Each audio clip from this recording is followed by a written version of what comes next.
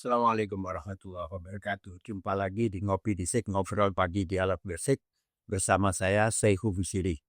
Tentunya hari-hari ini kita sudah menampilkan berbagai hal terkait dengan dokumentasi kehidupan masyarakat di Gresik dan bersyukur bahwa video-video yang kami tampilkan mendapat tanggapan cukup luas di masyarakat.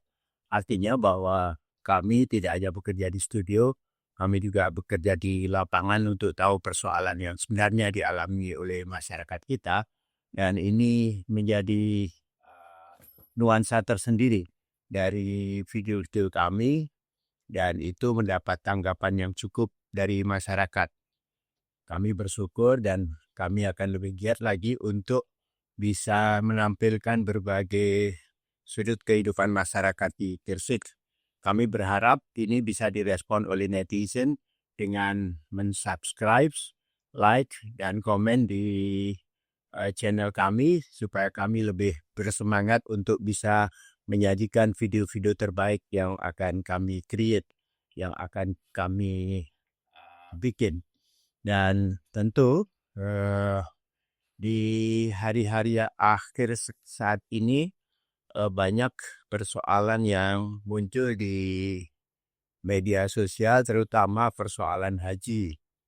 Karena hari-hari ini jamaah haji Indonesia banyak yang pulang dari Tanah Suci dan mereka membawa banyak oleh-oleh dan juga masyarakat banyak yang penasaran pengen tahu seperti apa sebetulnya pelaksanaan haji tahun 2025 ini.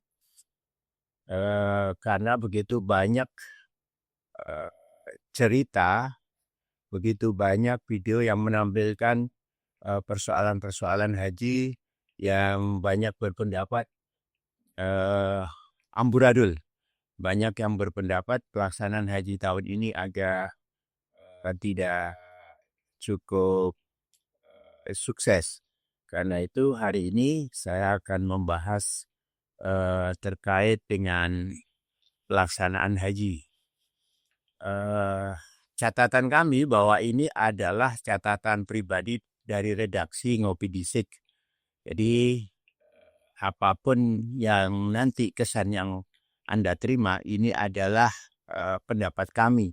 Yang mana kami tahun ini masuk dan terjun di lapangan, ikut dalam jamaah, tentunya pendapat kami cukup bisa dipertanggungjawabkan. Baiklah pemirsa, terkait dengan pelaksanaan haji tahun 2025.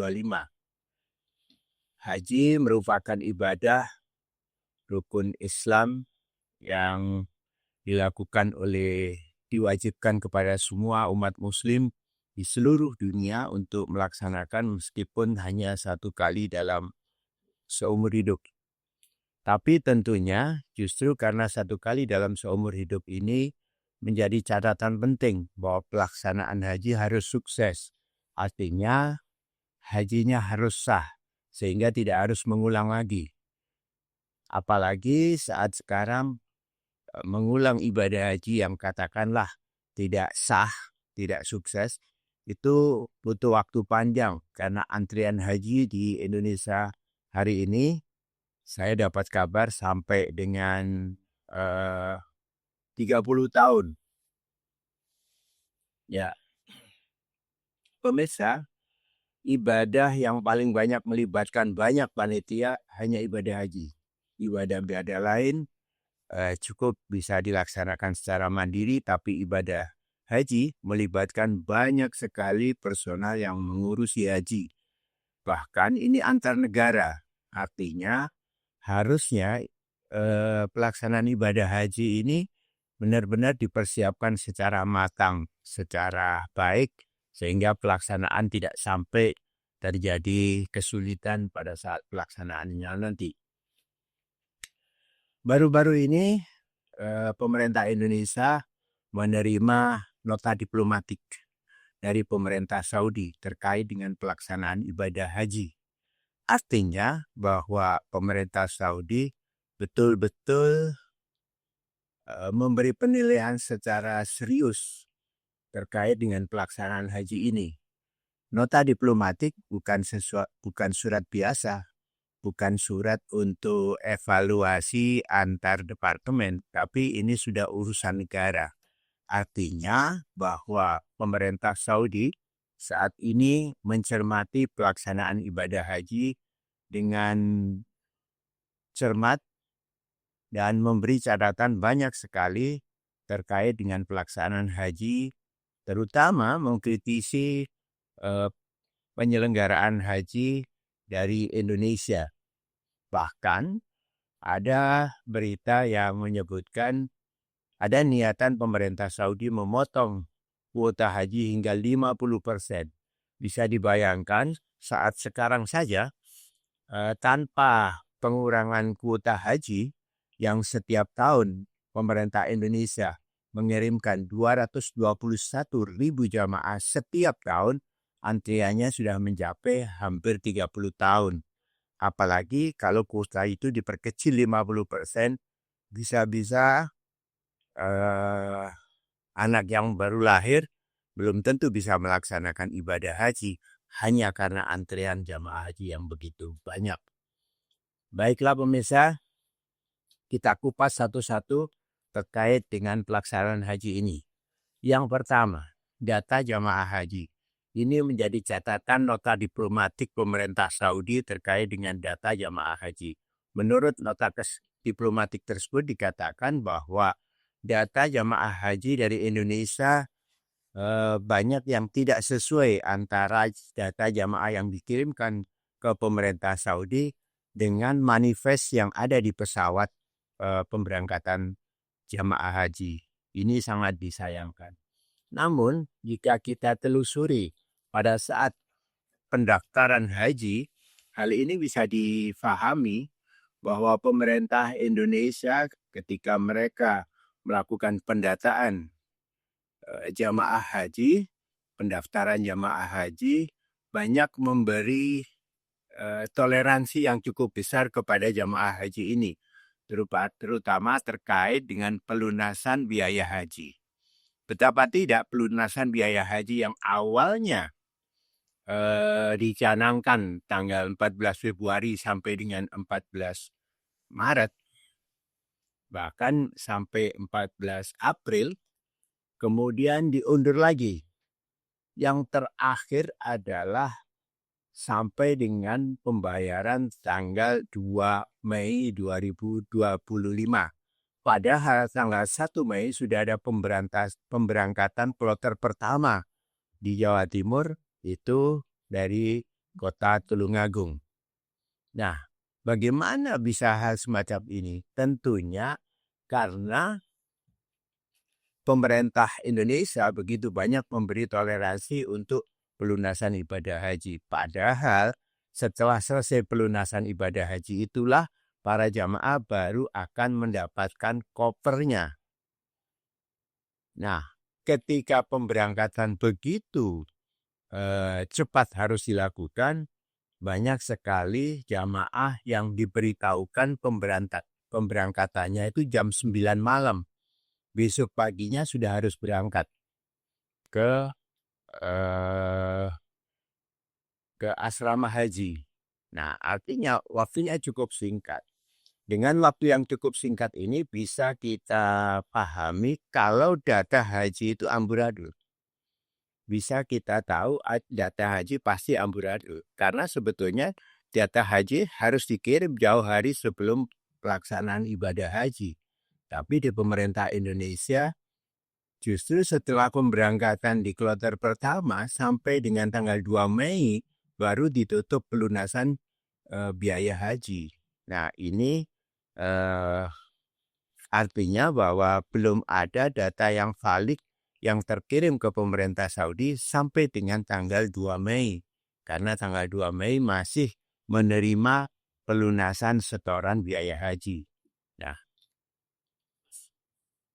jadi nota diplomatik yang disampaikan pemerintah Saudi, kami pandang ini bisa dikatakan masuk akal bahwa data jamaah haji Indonesia amburadul karena belum ada ketetapan siapa-siapa yang diberangkatkan justru menunggu pelunasan sampai dengan tanggal 2 Mei. Sementara jamaah pertama kali diberangkatkan di kloter pertama ada tanggal 1 Mei.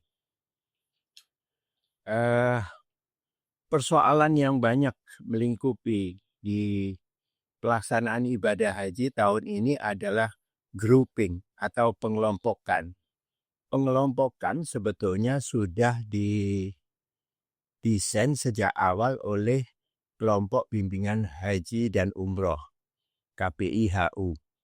Kelompok Bimbingan Ibadah Haji dan Umroh. Jadi kita tahu bahwa dalam setiap pelaksanaan haji itu jamaah itu mengikuti beberapa KBIHU. Mereka banyak yang menyebutkan semacam travel lah, yang mengurusi memberikan bimbingan kepada jamaah haji dalam pelaksanaan ibadah hajinya. Nah, mereka yang terkumpul di KBIHU sebetulnya oleh KBIHU itu sudah dikelompokkan masing-masing dalam regu, dalam rombongan, dalam kloter. Nah, ini dirintis jauh sebelumnya, bahkan setahun sebelum pelaksanaan ibadah haji. Itu mereka sudah membentuk kelompok-kelompok, regu, rombongan, dan lain sebagainya. Sayangnya, pengelompokan ini di tingkat Kementerian Agama itu banyak dirubah. Kenapa harus berubah? Karena ada beberapa pelunasan yang menyusul. Artinya ada jemaah haji yang dalam catatan pertengahan tahun 2024 namanya belum masuk karena belum selesai pelunasan. Di awal tahun 2025 sekitar bulan Februari masih belum masuk, tapi bulan April dan Mei mereka masuk karena sudah melakukan pelunasan. Artinya Kementerian Agama harus menyusun lagi kelompok jamaah haji ini. Karena setelah mereka selesai melakukan pelunasan, tentu memberitahukan Kemenak untuk bisa didaftarkan sebagai jamaah haji yang resmi akan berangkat. Nah, ketika mereka mendaftar itu, memberikan pernyataan bahwa sudah melakukan pelunasan dan lain sebagainya, mereka tentu ditanya tergabung di dalam KBIHU mana. Nah, ketika KBIHU disebutkan, secara otomatis namanya akan diselipkan di dalam KBIHU itu. Padahal KBIHU itu sudah menetapkan regu dan rombongannya sudah permanen. Nah, dengan data susulan yang diberikan oleh Kemenak ini tentu ada banyak perubahan. Sehingga regu dan rombongan ini menjadi berubah. Karena sudah ditetapkan setiap satu regu itu terdiri dari 1 ketua regu dan 10 jamaah. 1 ketua regu membawai 10 jamaah. Dalam setiap satu rombongan itu terdapat 4 regu. Sehingga satu rombongan membawahi sekitar 40-an jamaah. Ini dimaksudkan bahwa dalam rombongan itu nantinya bisa masuk dalam satu bis pengangkutan. Sehingga ini akan memudahkan pengelompokan regu dan rombongan jamaah haji. Tapi yang terjadi adalah data itu dirubah. Dari Kemenak ada beberapa jamaah yang menyusul di sana. Sehingga yang terjadi adalah seperti di dalam rombongan saya, ketua rombongan bisa berubah ke rombongan yang lain. Sehingga pada saat itu rombongan saya tidak ada ketuanya. Sementara di rombongan lain ada 2 orang ketua. Nah, inilah awal mula carut-marutnya pengelompokan atau grouping yang ada di jamaah haji. Sehingga hampir dipastikan bahwa grouping-grouping ini akan mempersulit pergerakan jamaah di Tanah Suci. Dan benar saja ketika di Tanah Suci ada beberapa jamaah yang groupingnya tidak sama berkumpul dalam satu hotel. Sementara satu grup bisa terpecah di beberapa hotel. Nah, inilah yang menjadi catatan redaksi, berharap bahwa setidaknya Kemenak RI ini memberikan catatan khusus bahwa grouping dari jamaah itu sebaiknya tetap didasarkan pada KBIHU. Karena KBIHU itu sudah memulai grouping sejak awal di tahun 2024. Itu sudah dilakukan grouping. Sayang sekali. Artinya keakraban dan kekompakan jamaah itu sudah dirintis sejak tahun sebelumnya. Nah, jangan sampai harapan kami jangan sampai Kemenak ini merubah grouping yang dilakukan oleh KBIHU sehingga kekompakan, kebersamaan dan keakraban jamaah itu tetap terjaga. Karena kekompakan, kebersamaan jamaah itu sangat mempengaruhi kesuksesan waktu beribadah. Karena beribadah itu selalu bersama-sama, maka kekompakan itu menjadi hal yang penting untuk menjadi catatan di sini. Baik, hal-hal terkait dengan data tentu saja semua yang saya sampaikan itu berdasarkan data yang ada. Sampai dengan pemberangkatan yang jelas-jelas mendadak. Karena apa? Karena pendataan yang dilakukan pemerintah Indonesia ini terus mundur untuk memberi toleransi pada saat pelunasan. Sehingga bisa difahami, sekali lagi ada pemberitahuan pemberangkatan itu jam 21 malam. Besoknya mereka harus siap diberangkatkan ke asrama haji. Sungguh ini sangat disayangkan karena berangkat haji itu harus punya persiapan yang cukup. Tidak bisa secara mendadak. Sekalipun pemberitahuan ini sudah lama bahwa mereka harus siap diberangkatkan secara mendadak. Tapi tentu saja ini menjadi kesulitan tersendiri bagi jamaah. Baiklah, pemirsa, terkait dengan isu syarikah, di mana pemerintah Indonesia tahun ini melibatkan 8 syarikah pemerintah Saudi. Artinya bahwa perjalanan ibadah haji dari Indonesia begitu sampai di Saudi Arabia itu ditangani oleh syarikah, oleh perusahaan-perusahaan, gampangannya IO. Mereka yang melayani jamaah selama di tanah Saudi. Nah, kalau tahun yang lalu hanya 1 syarikah yang dilibatkan, tahun ini ada 8 syarikah yang dilibatkan. Inilah awal mulai terjadinya perpecahan antar jamaah. Bagaimana tidak, dari daftar jamaah yang ada, itu tahu-tahu beberapa orang disebutkan mengikuti syarikah A, beberapa orang lain mengikuti syarikah B.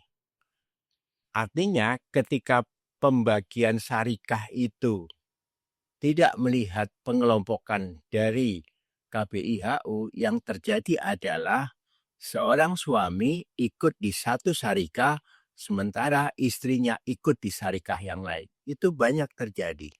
Nah, ketika syarikah antara suami dan istri ini berbeda, tentu yang memberi pelayanan akan berbeda. Kalau yang memberi pelayanan akan berbeda, penyediaan hotelnya juga berbeda. Sehingga suami dan istri ini bisa terpisah.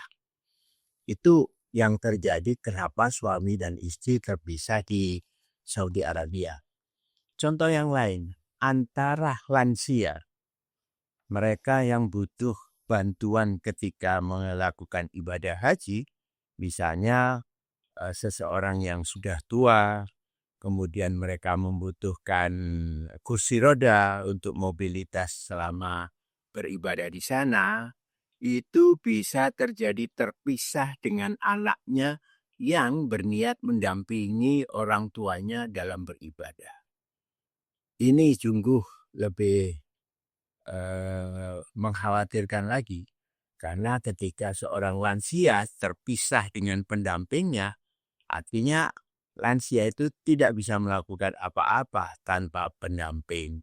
Karena itu saya berharap pemerintah Indonesia betul-betul bisa menjembatani persoalan ini ketika mengajukan daftar jamaah, memberikan catatan penting mana yang tidak bisa dipisahkan, mana yang boleh dipisahkan.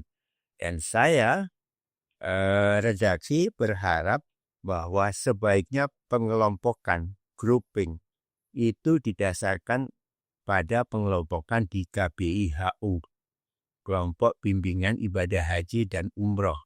Karena mereka sudah merintis sejak awal pengelompokan ini. Ketika itu bisa dikomunikasikan dengan pemerintah Saudi, saya yakin tidak ada keterpisahan antara suami dan istri atau lansia dengan pendampingnya. Ini penting. Ya. Dengan banyaknya syarikat, ada beberapa catatan penting memang seperti yang diharapkan pemerintah Indonesia dalam hal ini Kemenak RI, ada peningkatan kualitas layanan, di mana diharapkan antar syarikat itu ada kompetisi positif memberikan layanan kepada jamaah. Dan memang benar beberapa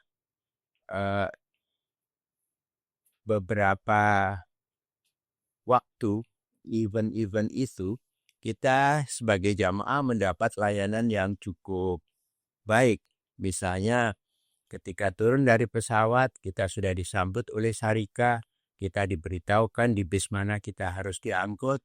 Kemudian setelah masuk di dalam bis kita, karena masing-masing bis itu sudah ada daftar jamaah yang masuk di dalam bis itu.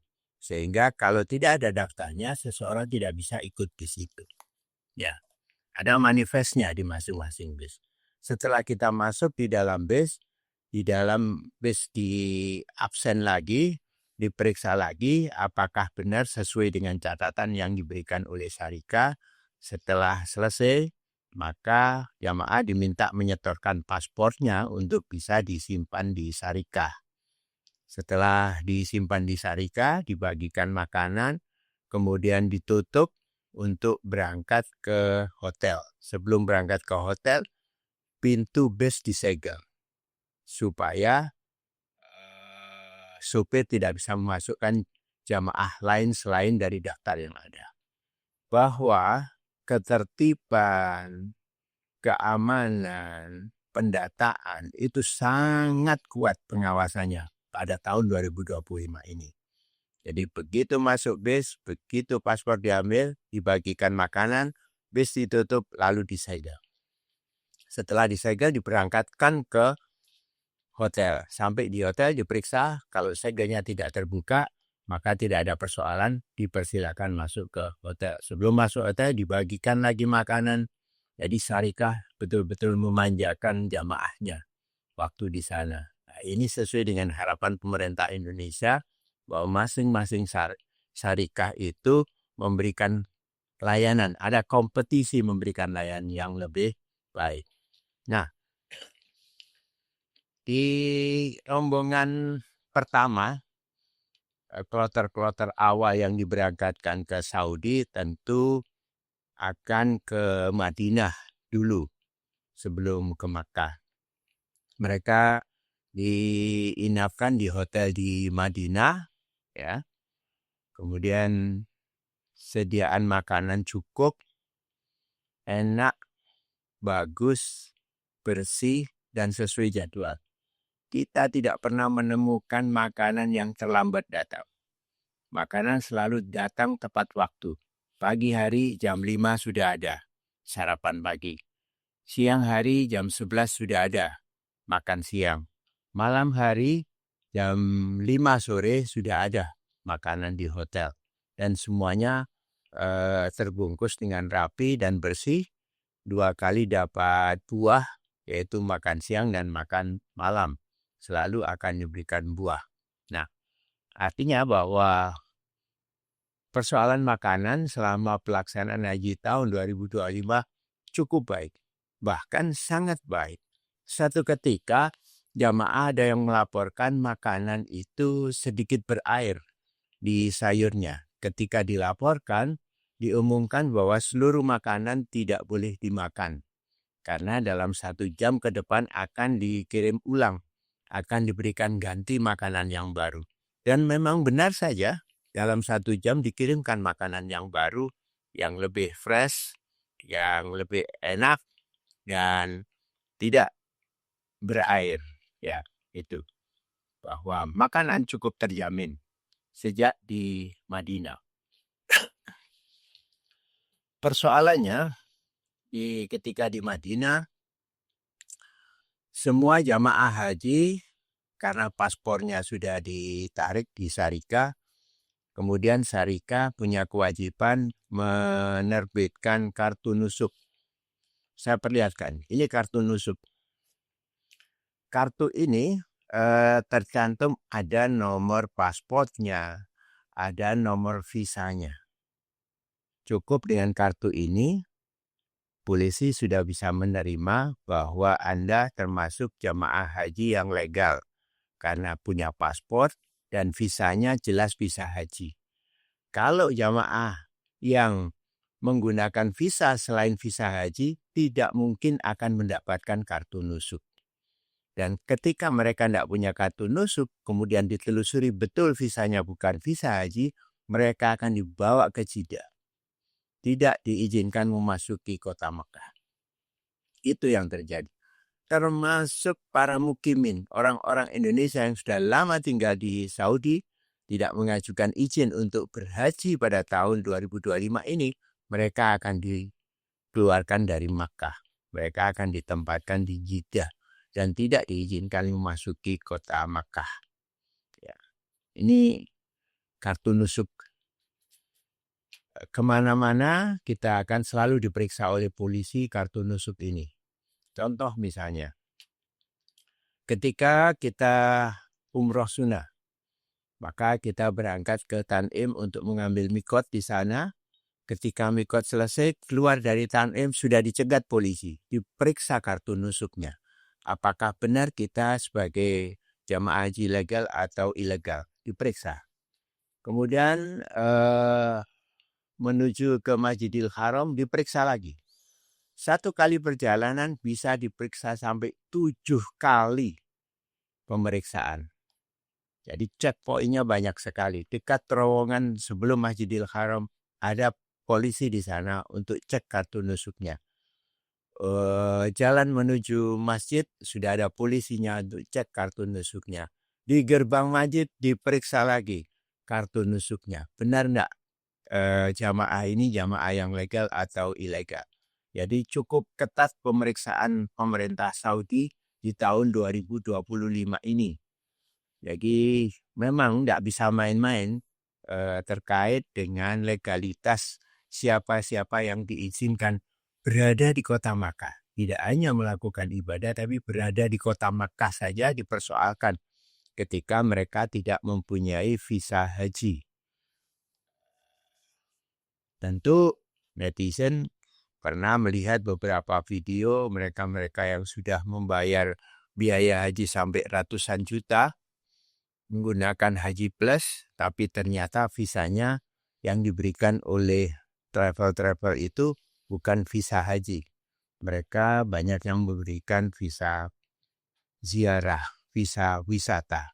Itu menjadi persoalan sendiri. Mereka diangkut ke Jeddah, tidak diurusi oleh pemerintah lagi. Sehingga hidupnya terkatung-katung di sana. Baik.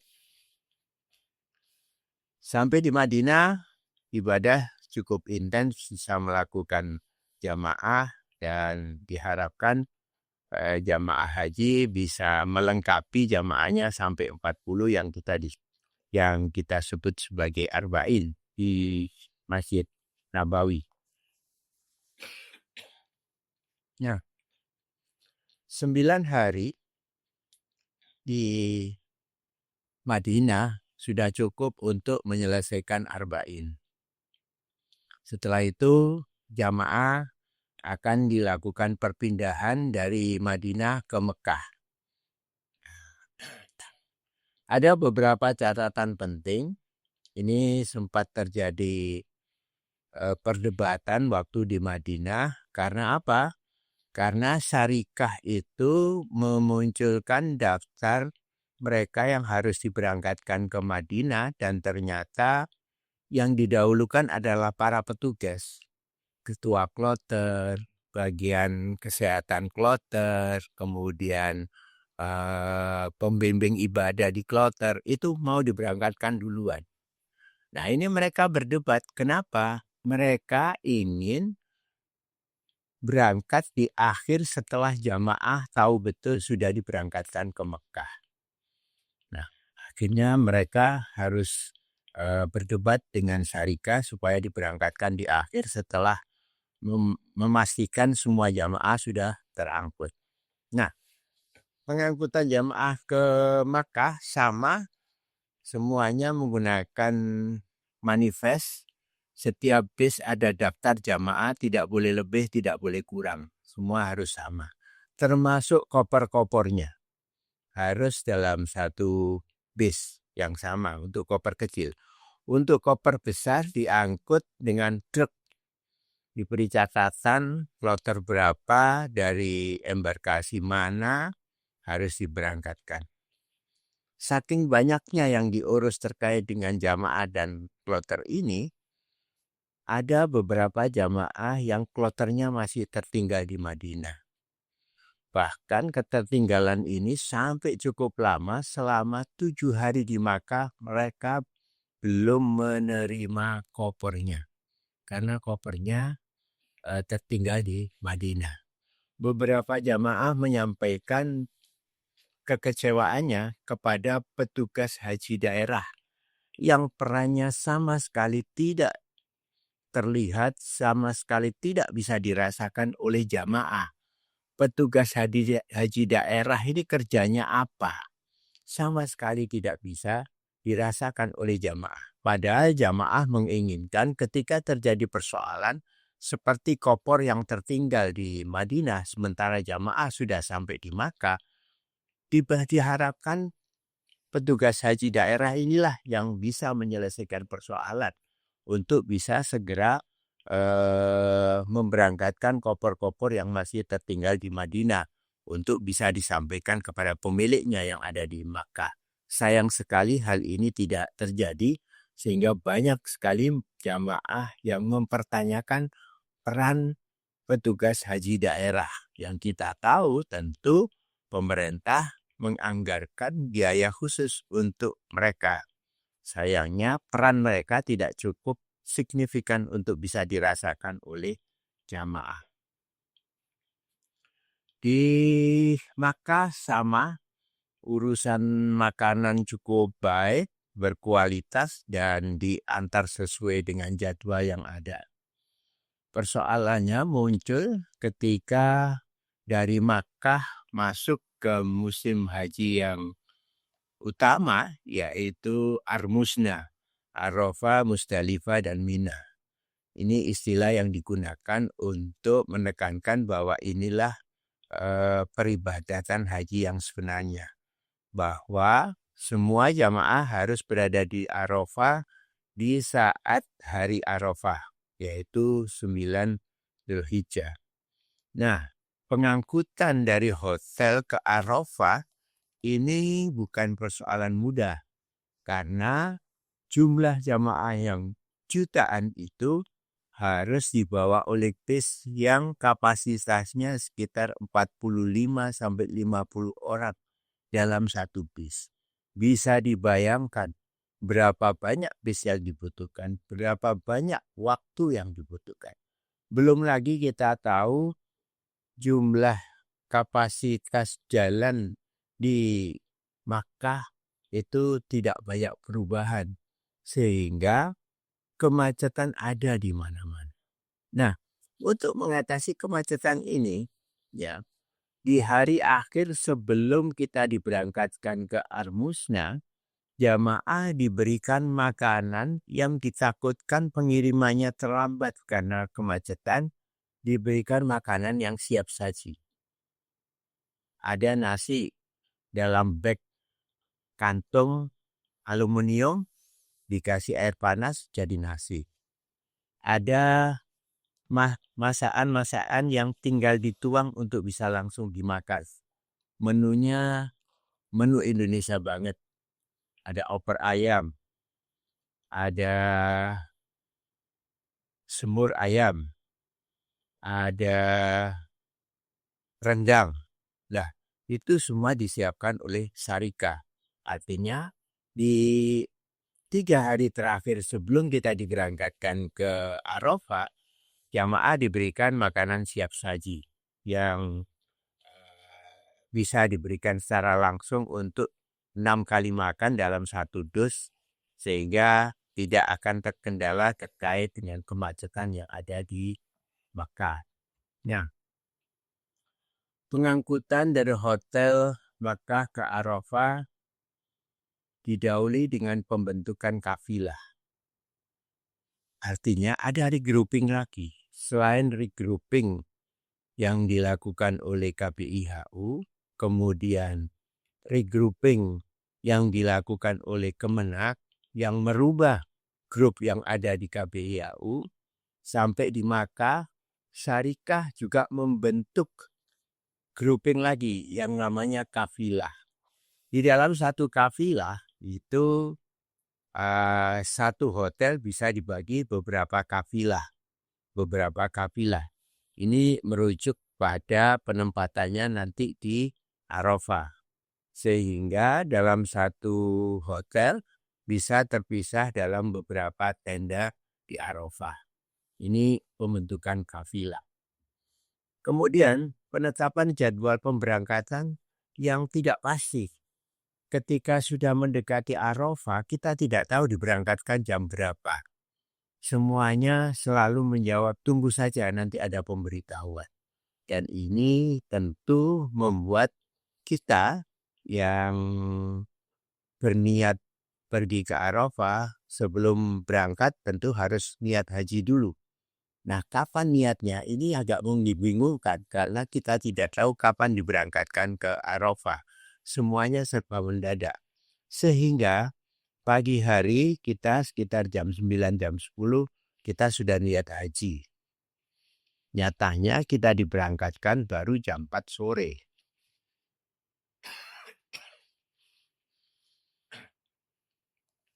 Ini sungguh disayangkan. Karena keinginan jamaah tentu saja ingin niat itu dilakukan persis sebelum berangkat ke Arafah.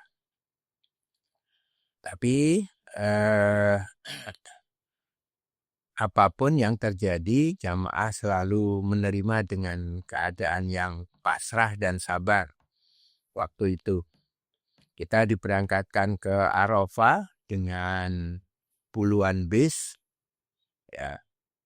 Sampai di Arafah karena kita berangkat lebih dulu mendahului jadwal yang diberikan Syarika, kita sampai di sana sore hari sekitar Ba'dul Asar, ya, nyampe di sana sehingga tenda masih kosong. Ketika tenda kosong, tersedia souvenir banyak dari Syarika, disiapkan sikat gigi, ada pasta gigi, ada masker, ada tutup mata tidur, ada makanan-makanan snack kecil-kecilan gitu loh. Itu disediakan oleh Syarika di tenda. Soal makanan bagus, selalu dikirim tepat waktu, meskipun di Arafah mereka harus mengirim sampai di tenda-tenda, tapi secara umum sudah tercukupi dan jadwalnya sudah cukup disiplin, tidak pernah terlambat. Bahkan air panas dan air dingin tersedia di dekat tenda. Kalau air panas ditempatkan di drum stainless steel, itu airnya panas, setiap saat diambil tetap panas karena teknologi termos yang digunakan. sehingga air panas tersedia 24 jam. Ada air minum dingin sama, jadi mereka menempatkan di drum,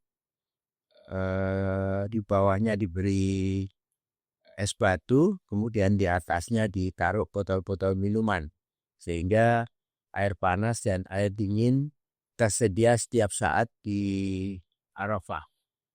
Ya, selesai wukuf di Arafah, kita digeser untuk ke Musdalifah. Nah, di sini persoalannya cukup pelik karena apa?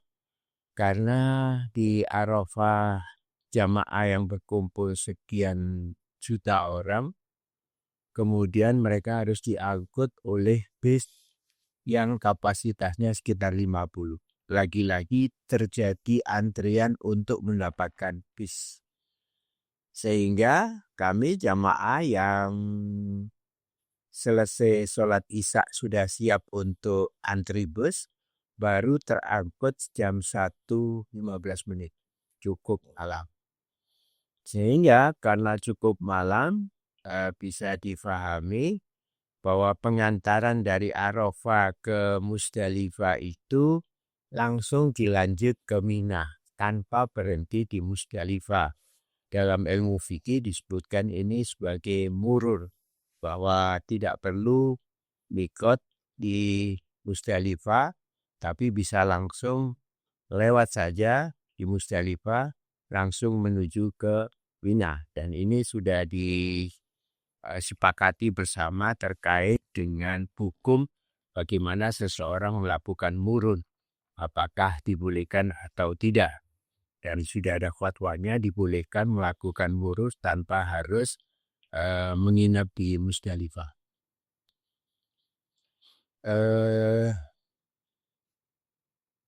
Pengaturan jadwal pengangkutan di Musdalifah saya kira cukup ribet. Karena apa? Karena lahan yang ada di Musdalifah itu kecil. Jelas tidak mencukupi untuk bisa menerima seluruh jamaah. Hanya sebagian saja yang bisa turun di Musdalifah. Itu pun untuk mendapatkan kembali angkutan ke Mina, sebagian besar tidak bisa. Kenapa? Karena mereka juga masih harus mengantri. Jadi mereka diturunkan di pintu sisi timur, kemudian akan diangkut di pintu sisi barat, tapi karena saking banyaknya jamaah, maka untuk pengangkutan dari Musdalifah ke Mina membutuhkan waktu cukup panjang untuk mengantri mendapatkan bis. Dari situ banyak sekali jamaah yang memilih jalan kaki. Memang di antara Musdalifah dan Mina sudah disediakan jalan raya yang dikhususkan bagi pejalan kaki, yang jaraknya lebih pendek, tapi sependek-pendeknya kisaran 8 km lah, dari Musdalifah ke Mina. Nah, ini sebetulnya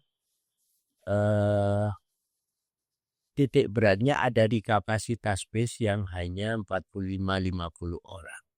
Ketika dibutuhkan pengangkutan massal orang jutaan dari satu tempat ke tempat yang lain. Redaksi mencatat, seandainya saja pemerintah Saudi mau menyediakan kereta api di mana satu kendaraan dengan muatan yang cukup banyak, insya Allah persoalan perpindahan jamaah dari satu daerah ke daerah yang lain jauh lebih mudah dan jauh lebih singkat waktunya. Karena beberapa jamaah mengatakan dari Musdalifah ke Mina antri bis mulai pagi subuh bisa baru terangkut jam 2 siang. Ini sungguh sangat disesalkan. Seandainya saja pemerintah Saudi mau membangun angkutan massal dengan kapasitas besar seperti kereta api, insya Allah persoalan ini menjadi lebih mudah dipecahkan. Ya. Karena apa? Karena selain jumlah armada yang terbatas ketika mengangkut jamaah, kapasitas jalan di Makkah juga terbatas, sehingga walaupun kita sudah dapat bis, jarak 4 kilo bisa ditempuh sampai 3,5 jam. Saking macetnya. Ini artinya kapasitas jalannya yang tidak memenuhi untuk bisa membawa jamaah yang sekian banyak. Ya. Catatan penting lain, sama halnya bahwa persoalan perpindahan jamaah ini masih menjadi kendala di Saudi Arabia. Pengangkutan kembali jamaah dari Mina ke Mekah itu butuh prosedur jadwal yang tidak jelas dan armada yang kurang.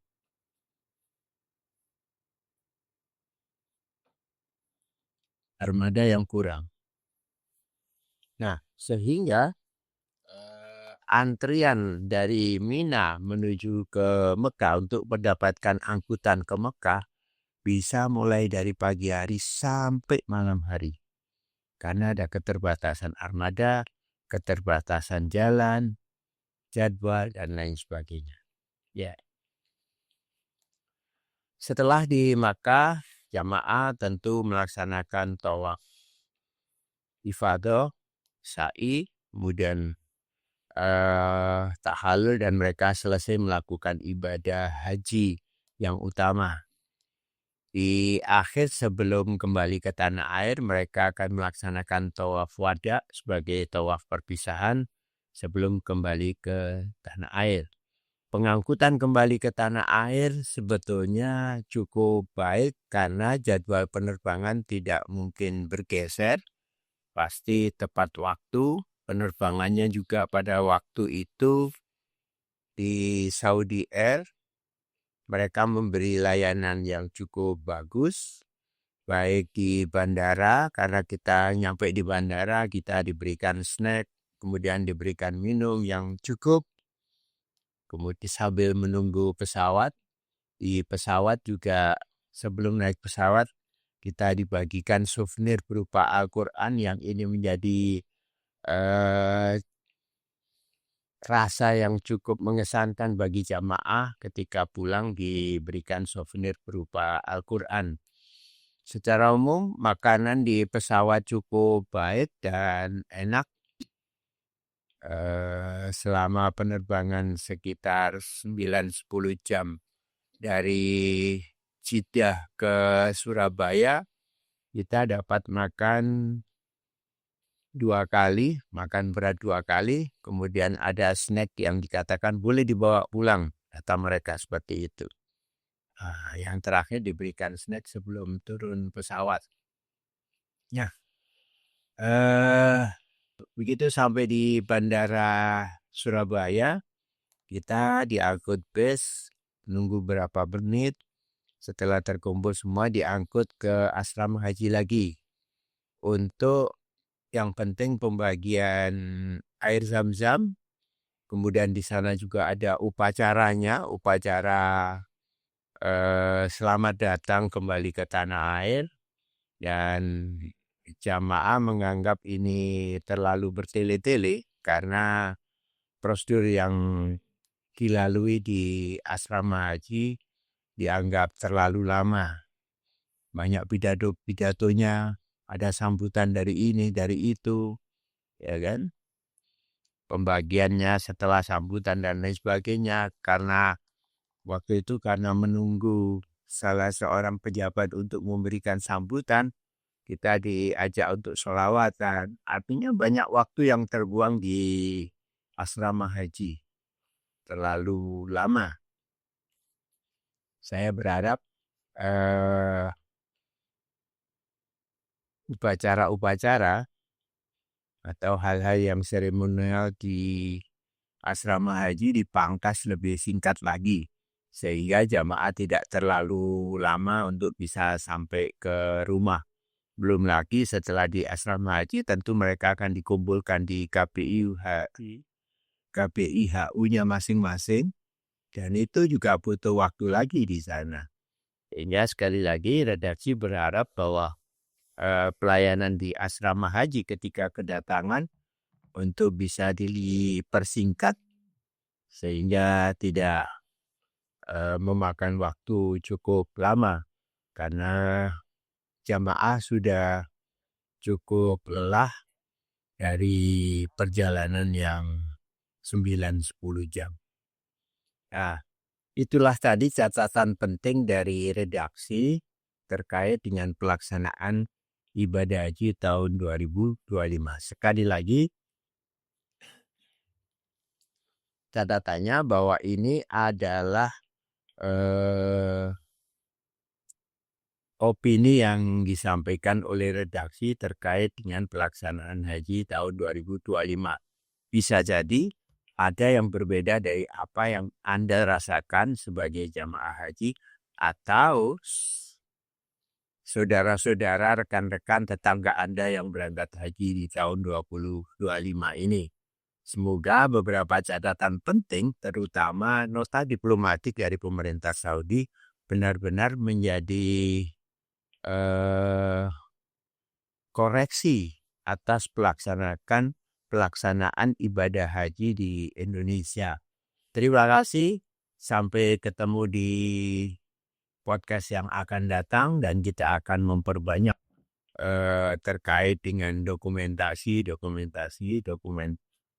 file-file dokumen terkait dengan tempat-tempat di Gresik ini yang perlu dikritisi bagi kemajuan masyarakat Gresik. Kami di sini tentu saja punya satu tujuan, bagaimana membangun Gresik melalui podcast. Apapun bentuknya, kritik maupun pujian tetap dibutuhkan oleh satu pemerintahan demi kemajuan bersama. Sama juga kami ngopi disik terbuka untuk dikritik, terbuka untuk diberikan usulan dan saran terkait dengan narasumber yang harus kami hadirkan atau topik-topik yang akan kita bahas. Jangan lupa like dan subscribe dan komen untuk channel ini. Sampai ketemu di podcast yang akan datang. Assalamualaikum warahmatullahi wabarakatuh.